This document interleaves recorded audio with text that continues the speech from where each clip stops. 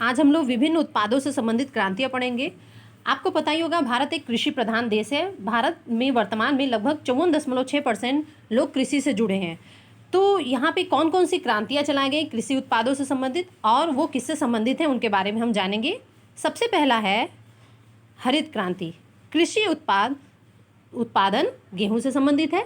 तो वर्ष 1966-67 में हरित क्रांति के माध्यम से कृषि उत्पादन के क्षेत्र में क्रांतिकारी परिवर्तन आया। इस कार्यक्रम का उद्देश्य उन्नत किस्म के बीज, खाद, सिंचाई तथा आधुनिक यंत्रों के उपयोग द्वारा कृषि उपज में तीव्र गति से वृद्धि करना था। इसे ही हरित क्रांति कहते हैं। भारत में डॉक्टर MS स्वामीनाथन को हरित क्रांति का जनक कहा जाता है। अगला हमारा है श्वेत क्रांति। श्वेत क्रांति को हम इसका उत्पादन किस पे पड़ा? मुख्य प्रभाव तो दुग्ध उत्पादन पे इसका मुख्य प्रभाव पड़ा। इसे ऑपरेशन फ्लड भी कहते हैं। इस योजना का मुख्य उद्देश्य दूध की कमी को दूर करके दूध उत्पादन तिगुना करना था, जिससे भारत क्या हुआ, इस क्षेत्र में सफल भी हुआ।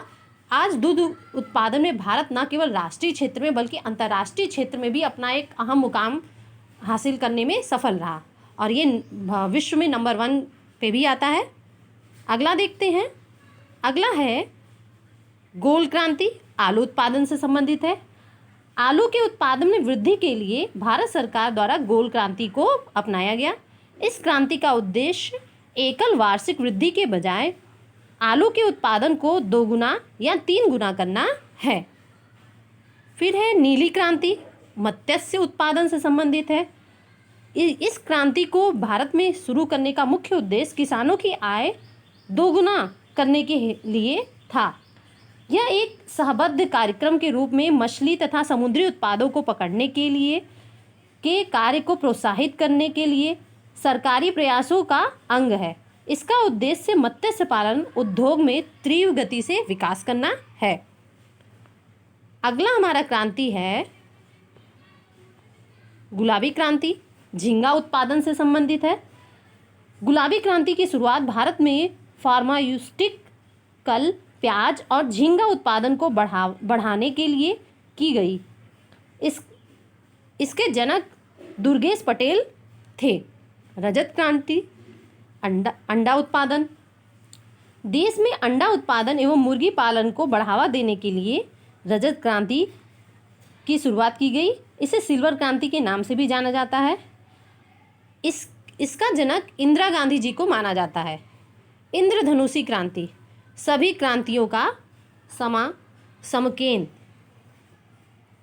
जुलाई 2000 में नई राष्ट्रीय कृषि नीति की घोषणा की गई थी। इस नीति में कहा गया था कि संपूर्ण कृषि उत्पादों को अगले 10 सालों में 2 गुना किया जाएगा। इस लक्ष्य को प्राप्त करने के लिए खाद्यान्न उत्पादन की वृद्धि दर 4% निर्धारित की गई, जिसको पाने के लिए इस क्रांति को चलाया गया था। आगे हम देखते हैं सदाबहार क्रांति। सदाबहार क्रांति किससे संबंधित है? तो ऑर्गेनिक फार्मिंग को बढ़ावा देना। सदाबहार क्रांति समग्र कृषि विकास से संबंधित है, जो पर्यावरण की दृष्टि से सुरक्षित, आर्थिक रूप से व्यवहार्य और सामाजिक रूप से टिकाऊ हो, उसको बढ़ावा देना था। पीली क्रांति तिलहन उत्पादन से संबंधित है। तिलहन उत्पादन ताकि इस क्षेत्र में हम आत्मनिर्भर बन सके। किस क्षेत्र में? तो तिलहन उत्पादन के क्षेत्र में। अगला है हमारा धूसर क्रांति। इसका संबंध है उर्वरक उपभोग। तो उर्वरक के उत्पादन में वृद्धि से ये जुड़ा हुआ है। यह भारत की हरित क्रांति के मुख्य प्रभावों से संबंधित है।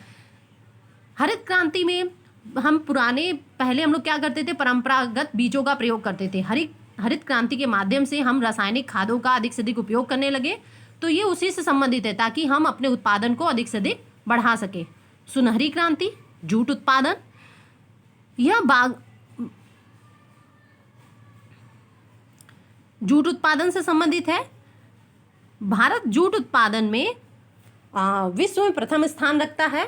भारत के बाद बांग्लादेश और फिर चीन है। तो अगर आपको यह वीडियो अच्छा लगा हो तो लाइक करें और हमारे चैनल को सब्सक्राइब करें।